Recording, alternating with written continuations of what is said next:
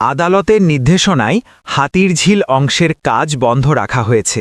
আমরা এখন হাতিরঝিলের এখান থেকে পান্থকুঞ্জ পর্যন্ত এলিভেটেড এক্সপ্রেসওয়েটির নির্মাণ কাজের বর্তমান অবস্থা দেখে নিব। হাতিরঝিল লিংক রোডের নিকট ঝিলের বাহিরে এই স্থানে দেখা যাচ্ছে যাত্রাবাড়ি ও কমলাপুরের দিক থেকে এসে নামার র্যাম্পটির কিছু কাজ চলমান রয়েছে। একটু পশ্চিমে এই স্থানে কিছু পিয়ার এবং পিয়ার ক্যাপ সম্পন্ন করা দেখা যাচ্ছে। এই পিয়ারগুলো আদালতের নির্দেশনার আগে নির্মাণ করা হয়েছিল। এখান থেকে পান্থকুঞ্জ হয়ে পুরান ঢাকার দিকে যাওয়া বাকি অংশের কাজ বন্ধ রয়েছে। হাতিরঝিল ও পান্থকুঞ্জের দিকে যাওয়া অংশটি হচ্ছে ঢাকা এলিভেটেড এক্সপ্রেসওয়েটির একটি উইং।